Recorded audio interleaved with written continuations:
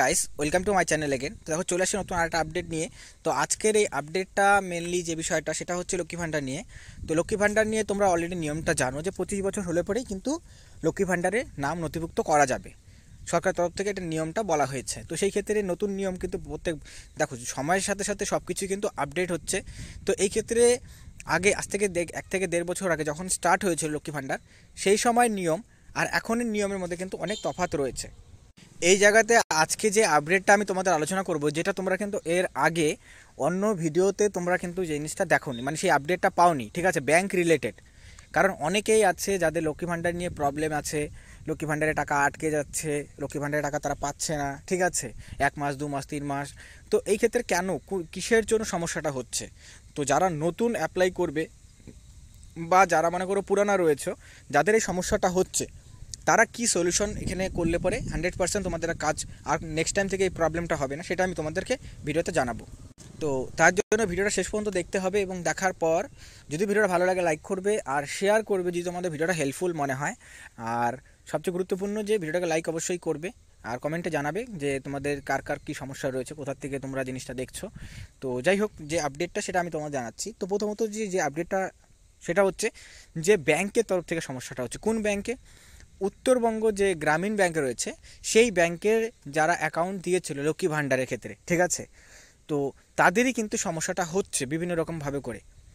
টাকাটা তারা পাচ্ছে না বা কোনো সমস্যা হচ্ছে। তো তার আগে যে ডকুমেন্টসগুলোকে তোমাদের রেডি করতে হবে, প্রথমত নতুন যারা আছো বা পুরনো যারা রয়েছে তারাও এগুলো কিন্তু কনসার্ন বিডিও অফিসে গিয়ে কনসার্ন করতে পারো এই জিনিসগুলোকে। তো প্রথমত তোমাদের ব্যাংকের সাথে মোবাইল নাম্বার লিঙ্ক থাকতে হবে, এবং সেই মোবাইল নাম্বারটাই কিন্তু তোমাদের আধার কার্ডের সাথে লিঙ্ক অবশ্যই থাকতে হবে।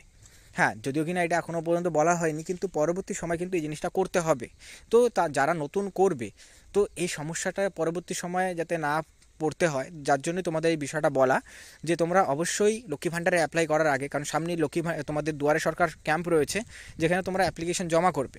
তো তার আগে তোমরা কিন্তু মোবাইল নাম্বার আধার কার্ডের সাথে লিঙ্ক করে নেবে, এবং আধার কার্ডে যে তোমাদের নাম রয়েছে, ডেট অফ বার্থ রয়েছে, সেটা যাতে ব্যাংকের বইয়ের সাথে এবং প্যান কার্ড, সব তথ্য যাতে একদম কারেক্ট থাকে। মানে তোমার যে কোনো নাম রয়েছে মনে করো আধার কার্ডে, সেম নাম যাতে থাকে প্যান কার্ডে, সেম থাকে যাতে তোমার ব্যাংকের বইয়ে, ডেট অফ বার্থ, অ্যাড্রেস সব যাতে সেম টু সেম থাকে। না হলে পরে কী হয়ে যায়, কেওয়াইসিতে তোমাদের প্রবলেম হয়, যার জন্য তোমাদের টাকাটা আটকে যায়।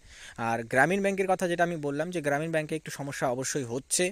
ম্যাক্সিমাম যারা লক্ষ্মী ভাণ্ডারে টাকা পাচ্ছেন বা যারা নতুন করে করতে যাচ্ছে তাদের জন্য বলছি। তো তোমরা কি করবে, তোমরা কিন্তু স্টেট ব্যাংকেরটা অবশ্যই দিতে পারো, বা স্টেট ব্যাংকের হতে পারে বা পাঞ্জাব ন্যাশনাল ব্যাংকের হতে পারে। বাকি যে ব্যাংকগুলো রয়েছে সেখানে কিন্তু কোনো রকম প্রবলেমের সমস্যা কিন্তু হচ্ছে না। তো সেক্ষেত্রে উত্তরবঙ্গ গ্রামীণ ব্যাংকের অ্যাকাউন্ট তোমাদের রয়েছে, তো অন্য ব্যাংকের অ্যাকাউন্ট তোমরা বানিয়ে তারপরে কিন্তু তোমরা সাবমিটটা করবে। স্টেট ব্যাংকের হলেও সবচেয়ে বেটার হয়, পাঞ্জাব ন্যাশনাল ব্যাংকের হলে পরেও ভালো হয়, এবং এছাড়াও বাকি যে ব্যাংকগুলো রয়েছে সেগুলো তোমরা দিতে পারো, ঠিক আছে। কিন্তু আরেকটা বিষয় যেটা থাকে, সেটা কিন্তু তোমরা মেন ব্রাঞ্চ থেকে বানাবে।